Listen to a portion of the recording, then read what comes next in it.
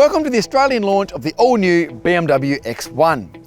It's bigger, better equipped, safer and with more technology, but it's also higher in price. So is it worth it? Stay tuned to find out.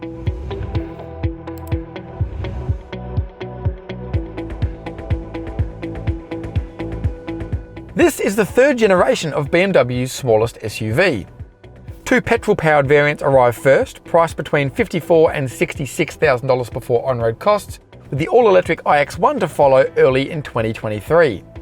It goes head-to-head with other small premium crossovers like the Audi Q3, Mercedes-Benz GLA, Lexus UX and Volvo XC40, and today we are driving the xDrive 20i. It's the quicker of the two petrol models with a 2-litre turbocharged 4-cylinder engine producing 150 kilowatts and 300 newton meters, 7-speed dual-clutch gearbox and all-wheel drive. If you're after economy rather than performance, the entry-level xDrive 18i is front-wheel drive with a 1.5-litre 3-cylinder turbo engine. The new X1 is bigger in every dimension than its predecessor.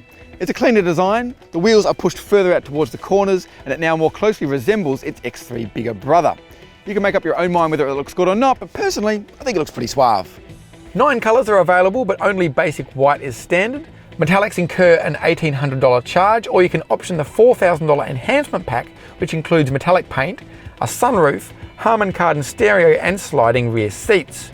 The $3,000 M Sport pack also adds a bit of extra style with 19-inch M Sport wheels, adaptive suspension that drops the ride height by 15mm, and various bits of exterior and interior trim.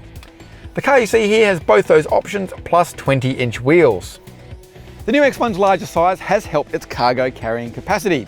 Boot size is up 35 litres with the rear seats up, or 50 litres with them down. It's a sizable space, especially with this extra area under the floor, and sets a new standard for the segment, fractionally ahead of the Audi Q3, but well ahead of the Mercedes and the Lexus. Rear seat accommodation is also pretty impressive, depending slightly on how tall the front seat occupants are.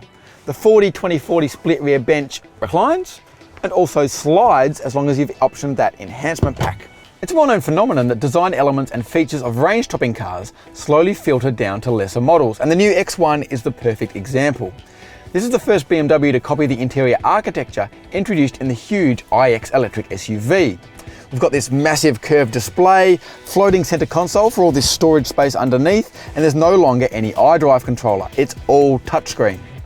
BMW has loaded the X1 with standard equipment, including wireless smartphone mirroring and charging, dual-zone climate control, head-up display, augmented reality satellite navigation, adaptive cruise control with stop-and-go function, a 360-degree camera, 4 USB-C ports, keyless entry and start, power tailgate, adaptive LED headlights and more. But now let's see what it's like behind the wheel.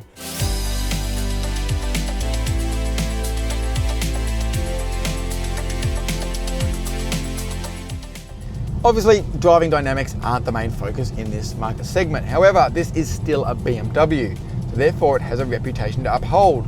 In general, the new X1 upholds it. It's not too bad. The engine revs pretty keenly, doesn't feel maybe quite as quick as that 0 to 100 in 7.4 second claim suggests, but decent torque. The dual clutch gearbox figures itself out pretty well, can be a little bit slow on kickdown, but in general, it grabs the gear you need in pretty short order. Plenty of traction, obviously, from the all-wheel drive system. There's a decent amount of grip.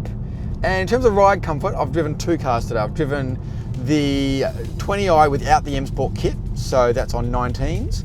And this car does have the M Sport kit, so adaptive dampers, and it's also on the 20-inch wheels. So they actually feel pretty similar. There's not a whole lot of difference, at least in this comfort mode. Damping is pretty good, soaks up most bumps pretty well, can just get a little bit fidgety on smaller bumps, so not too bad. The car's also pretty quiet.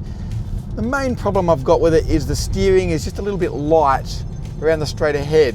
Don't really get much connection with the car, whereas usually BMWs are the opposite, they're too heavy.